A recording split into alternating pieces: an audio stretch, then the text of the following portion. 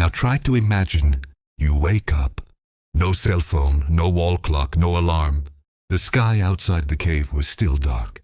Is it morning already, or is it still the middle of the night? This question is a question of life and death.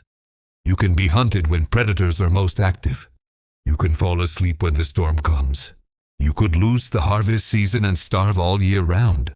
How could ancient humans tell time with such precision? The answer will amaze you. We who have sophisticated watches on our hands have actually forgotten the abilities of our ancestors.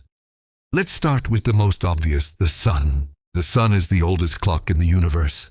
Every morning, without fail, it rises from the east. Every evening it sinks towards the west. In the middle of its journey, the sun hangs right above our heads at noon. They memorize it like they memorize the streets of their own village. If the sun is only a few inches above the horizon, that means it's only 7 or 8 in the morning. If your shadow is short and directly under your feet, it's midday. If the shadows start to lengthen towards the east, it is a sign that evening is approaching. This is a very accurate system of measuring time, what we call a sundial. They use their own bodies as tools. A stick stuck into the ground, big tree shadow. The fingers are stretched out to the sky. 1 finger width is equal to 15 minutes of the sun's movement. But what about at night, when the sun has set and the sky is pitch black? They looked up, and they read the stars like we read books. This is where early humans displayed truly astonishing intelligence. The constellations Orion, Scorpius, Ursa Major. Constellations are more than just beautiful images in the night sky. They are calendars, navigational maps, and clocks.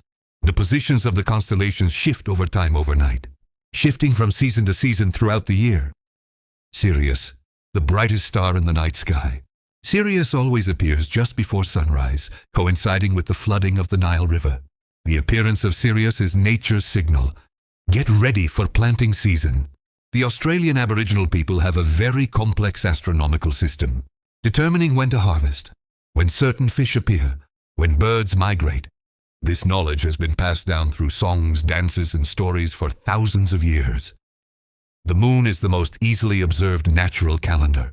Every 29.5 days, the moon completes a full cycle, from new moon to crescent moon to full moon, and back again to new moon. Early humans realized this was a reliable unit of time. Archaeologists have discovered deer bones more than 25,000 years old. The surface is covered with dotted carvings and scratches following the lunar cycle. The carving pattern apparently follows the lunar cycle. 29 dots for 1 month. This is a calendar, the oldest calendar ever discovered by humans. Most likely the calendar was made by a woman. They need to track body cycles, pregnancy cycles, and seasonal cycles. Ancient humans read the nature around them with an extraordinary level of sensitivity. The rooster crows at dawn. Certain birds sing only at certain times of the day. Certain flowers bloom in the morning and close in the afternoon. The bees return to the hive towards evening. Frogs start singing before the rain. For early humans, this was a reliable biological alarm system. The biological clock of the forest. The sequence of animal sounds has a remarkably consistent sequence. If the sparrow is already singing but the monkey hasn't moved, it's only half an hour after dawn.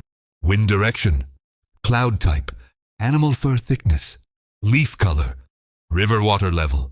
All of this is data collected, analyzed, and passed down over thousands of generations. They are not satisfied with the simple natural clock. They wanted something more permanent, more precise, more grand. Stonehenge in England, built around 5,000 years ago, by people who had no iron tools, no modern pulley wheels, transporting 25-ton rocks for hundreds of kilometers. Stonehenge is a giant clock and calendar. The sun rises directly between the hailstones on the summer solstice, not 1 degree off. This is an astronomical engineering that requires centuries of observation. Across the world, ancient civilizations built structures aligned with the movements of the sun, moon, and stars. The pyramids of Giza have sides that face exactly the cardinal directions. Angkor Wat Temple.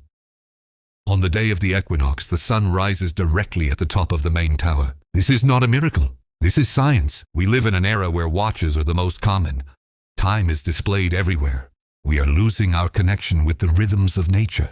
How many of us know the direction the sun rises from our bedroom window? How many people know what phase the moon is in tonight without opening an app? Almost nothing. While a 10-year-old child from an Amazonian tribe can do it with surprising accuracy, human intelligence isn't just about the devices we hold. It's a sensitivity to the world around us. For them, time isn't just numbers on a screen. It's a story written by the sun, moon, and stars. They read the sun. They memorized the stars. They followed the cycles of the moon. They listened to the sounds of the forest. They built giant monuments. They passed down all this knowledge from generation to generation without a single book or writing. If that's not extraordinary intelligence, I don't know what else we can call intelligent. Subscribe to Saplinea